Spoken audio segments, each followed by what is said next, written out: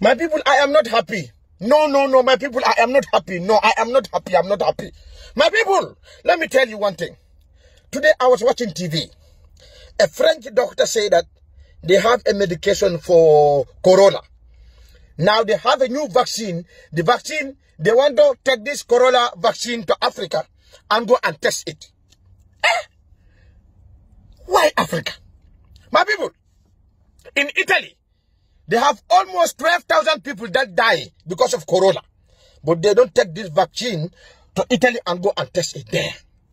My people, you go to Spain, you have almost 7,000 people that, 7,000 people that, they all die because of corona. Corona killed them. They don't took this medication and go and test the medication in Italy. My people, in America, you have almost 5,000 people that died there because of corona. My people, where this this virus is from, China. Almost 4,000 people die in China.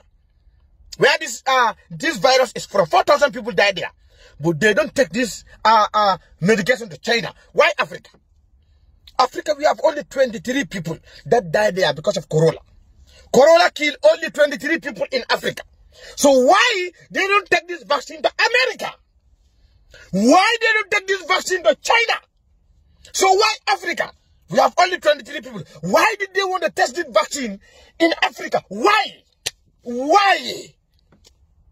My people, you know what? France, bring it on. Bring your vaccine there. Don't change your mind. Why Wakanda? Why? Why?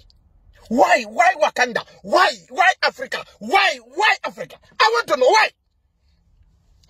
You want to bring the vaccine and test it in Africa? Bring it.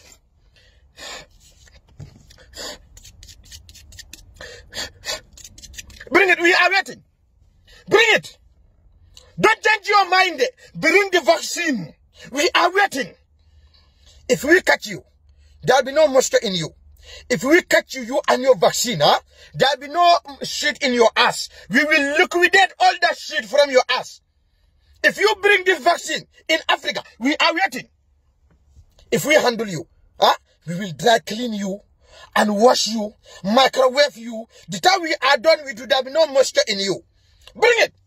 You silly sausage, you bandit salo, you imbecile, you salopard. Why Africa? Why? You guys think we Africa, we are dumb? You bloody fool.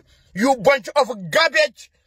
You people are dumb. You think we Africa, we are stupid. You want to bring the vaccine to Africa? Bring it to Africa. Don't change your mind. Come, we are waiting. We are waiting with your vaccine. Just come. Just come. Come with your vaccine. You imbeciles. You bunch of garbage, you silly people. You guys think with Africa, we are dumb. That's what you think. Bring the medication to Africa, we are waiting. You silly sausages. Chambambakalat, you motherfucker, salopard. And what again? You imbecile, you mardakon, you salopard. And what are you born for nothing? You McDonald, you Burger King, you Jack in the Box. You are all foolish, you garbage people. You guys think with the Wakandans, we are dumb. We are waiting for you guys to come. Stupid fool. Mumu!